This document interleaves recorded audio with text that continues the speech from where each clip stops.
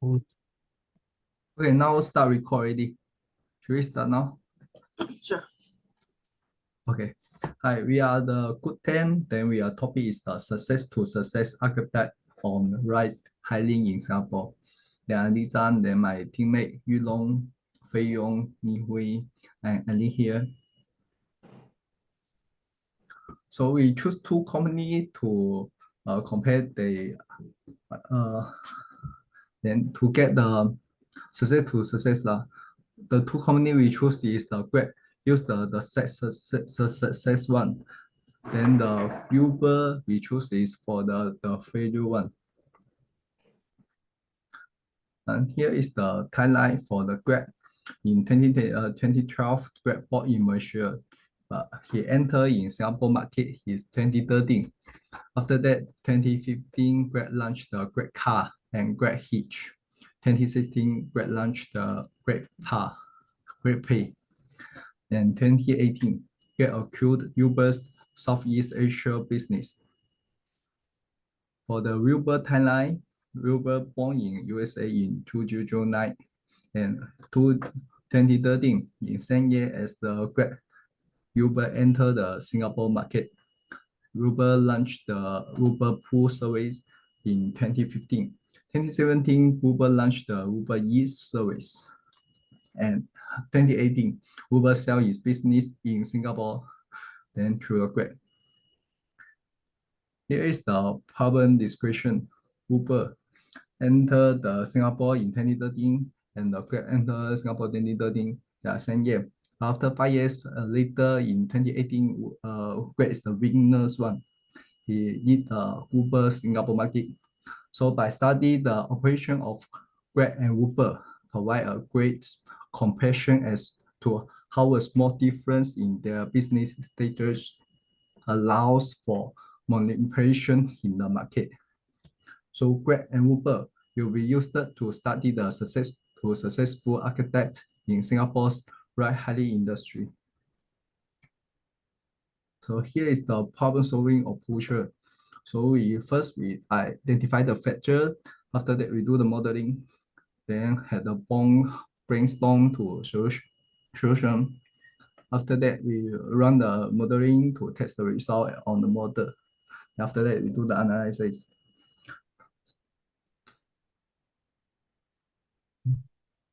next page. Where's the success factor? Wait.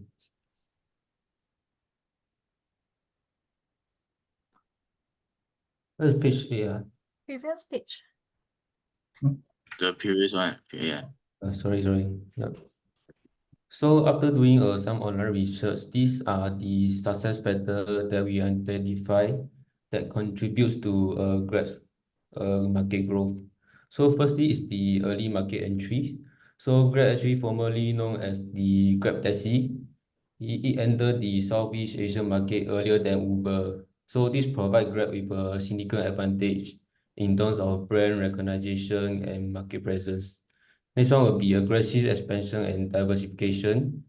So Grab diversify its service beyond the ride-hailing service. For example, such as the Grab food delivery, Grab Express, or in GrabPay, etc. Yeah. Next is the strategic partnership and acquisition. So Grab form strategic partnership with many local business. This help to secure their market position in Singapore.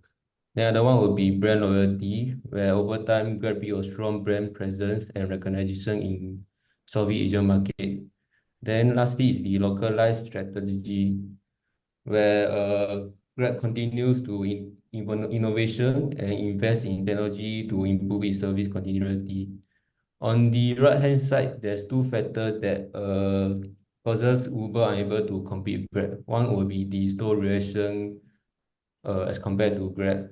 They did not implement much strategy as compared to Grab. Yeah. Then the other one will be unfamiliar to Asian markets because in 2013 to 2015 onwards, Uber actually focused more on the countries outside Asia. Yeah, next page, please. So this is the behavior over time graph that we came out with, which depicts the ride-hailing market value over a period of 10 years since 2013, where Grab and Uber was launched in Singapore. So we hypothesize that both Grab and Uber launched in 2013 with equal ride-hailing market value of around 15%. So I can see in the graph, Uber was able to compete with Grab with a slightly difference in ride-hailing market value and maintain its position at the start. However, in 2015 onwards, Uber changed its strategy dramatically over the 2 years. So they shifted their focus to secure a dominant position in major outside these Southeast Asia countries. So as a result, their ride-hailing market value in Singapore that is not so well. It's just maintain, neither gain or lose. So in this class, we mainly focus on the Grab market value, which focus on two success factors. What Grab excel in is the localized adaptation. So Grab customize their service to better suit the preference and need of their customers. For example, Grab Car and Grab Hitch was launched in 2015, which offers a more convenient and affordable riding service. Not only this, Grab also has maintained their constant innovation efforts to improve the to demonstrate Grab's commitment on the innovation. So introduce new features and technologies such to improve the user experience. So for example, Grab also introduced GrabPay credit in November 2016, which allow Grab user to have a seamless and convenient payment mode. So this continuous innovation and local adaptation strategy are also considered as the marketing strategies, which greatly contributed to Grab ride-hailing market in Singapore. It can be seen in this graph, right? So the market value for Grab is increasing at an exponential rate over time. But on the other hand, right, because Uber took a longer time to adapt to the culture and practices in Singapore, as such that there were lesser investment compared to Grab. For example, it took 3 years for Uber to implement cash payments, which Grab identified as a necessary option at the get-go. Adding this feature balance the playing field, but it also shows that Uber take a longer time to adapt to the local culture and practice. So the lack of proper marketing with regard to the localization on top of other factors like conforming to regulatory policies and competition with other ride-hailing operators cause Uber to find itself in a very difficult position and challenging position. So they are able to compete in the fierce market. So eventually, as Grab grow very progressively and aggressively, so Grab dominate users market in Southeast Asia, where the Uber's market value in Singapore fallen to zero in 2018, where Grab take over Uber's. Yeah. Next thing. Next, my teammate will elaborate further using the Stellar architect model. Thank you. Thank you, Fei Yong. So at the right-hand side, you can see the causal loop diagram that we have drawn. So you can see over there that the Grab had a slight advantage.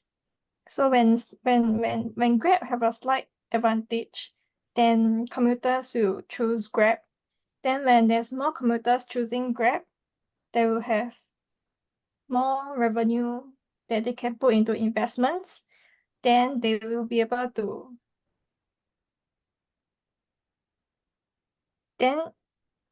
more revenues that they can put into marketing. Then after marketing, they'll be able to attract more commuters. Then it will form a positive reinforcing loop for the Grab. Then when more commuters chooses Grab, it will decrease the number of revenue that Uber will be able to gain.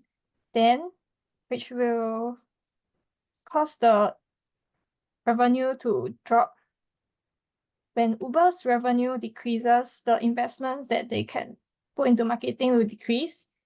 Then when they don't have any new factors to pull in new customers, it will cause the commuters to continue choosing Grab.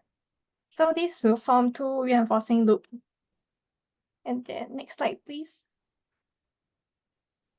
So over here, we have our Stellar model. Our Stellar model shows a scenario with marketing as an example of the factors of 4 successes. The 2 companies, Grab and Uber, will share the same customer base. It's like imagine a person want to get home after work. Then if they choose Grab, then they wouldn't be able to use Uber. So which means that when the other company will lose the customer if one company gains the customer. So they will share the same customer base. Then from the customer base, we will multiply with the effects of successful marketing to stimulate the users that they will use the application. Then from there, they will be able to gain revenue.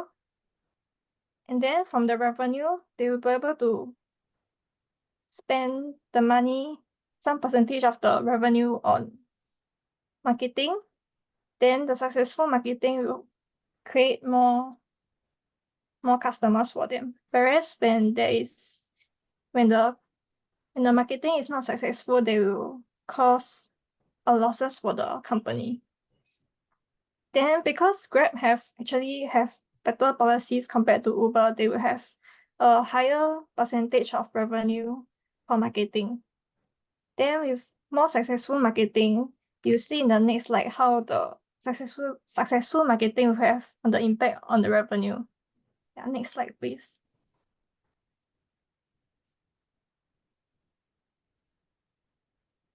Our results over here. You can click 3 times first. There's some transition. So our model is run on a time span of 60 months. You can see that on the green line over there, the Grab had a slight advantage at the beginning as compared to Uber. Then the gap between them keeps getting larger and larger. Then if you next page. Next page. Just click 3 times. And you can see that the difference in the for the Uber and the Grab, it just keeps getting bigger and bigger for the area.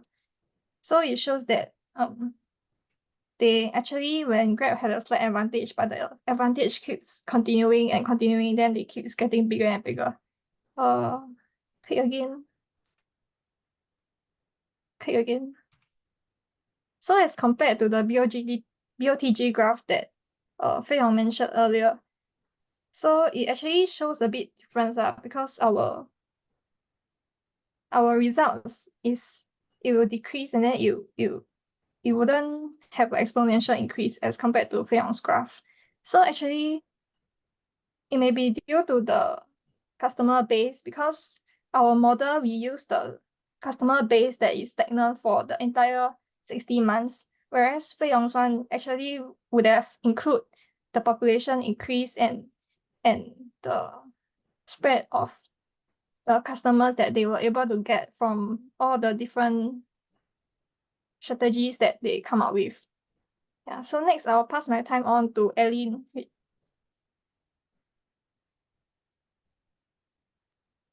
Yeah, sure. Thank you, Himi.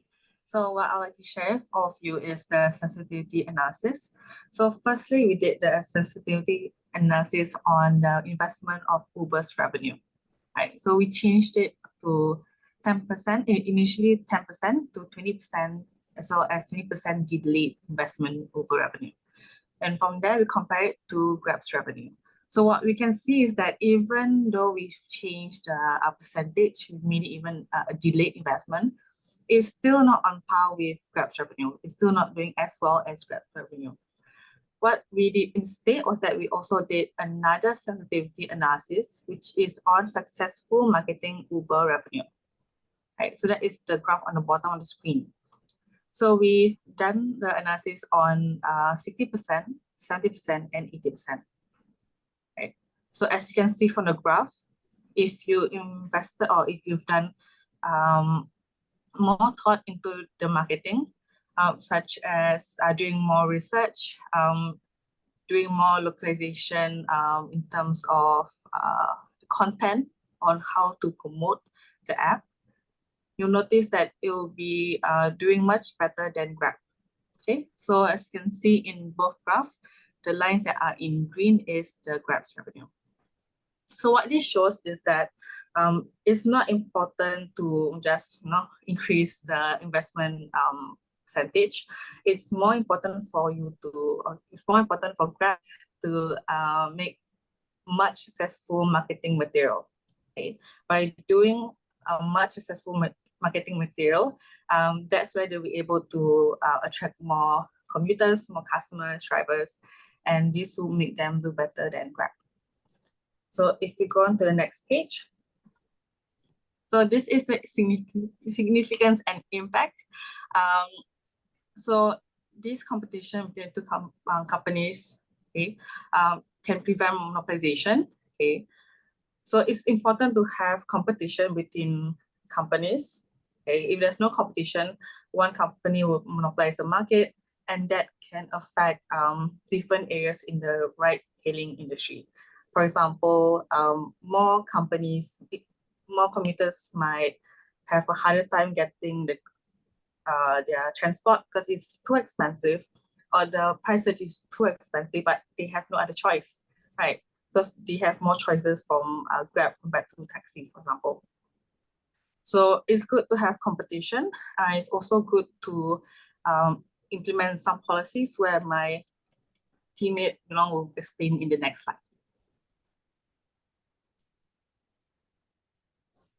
Yes.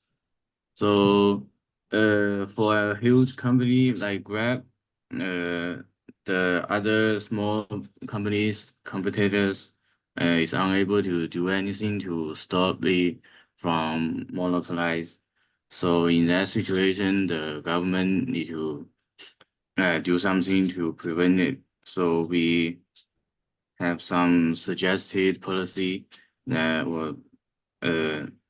government can do. So the first one is to provide incentives for new competitors to join the market to widen the options. So with the help of government, the small companies might able to fight with the Grab. And the second one okay. Second one and the third one is basically the same thing. So to the government to regulations to the playing field and provide exclusive agreements and improving the pricing and the operation transparency. So the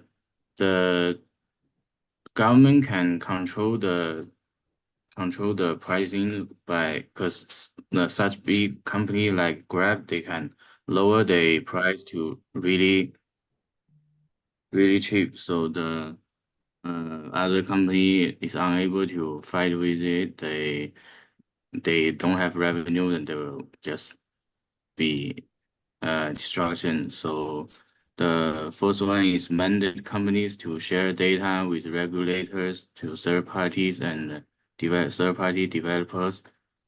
And fifth one is enforce regulations to protect customers' rights and qualify the service standards. Okay, next, please. So by study the Grab and Uber case, we can learn that for a company, of course, there are many things are important, such as the investment from the investors and the excellent technologies. But besides that, a good business strategy is also a key for an enterprise to survive and develop in an competitive business environment. For livelihood industrials such as ride-hailing service, it's very important to fully understand the infrastructure of the region and the living habit of local residents. So the unified standards of globalization, such as Uber, sometimes they do not apply in such industrials. then any small mistake in important decision making may lead to the destruction of a company in the long run.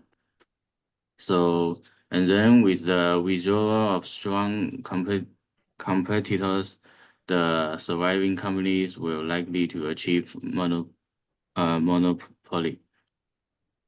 Okay. Yeah, that's all. Okay, thanks. Thank you.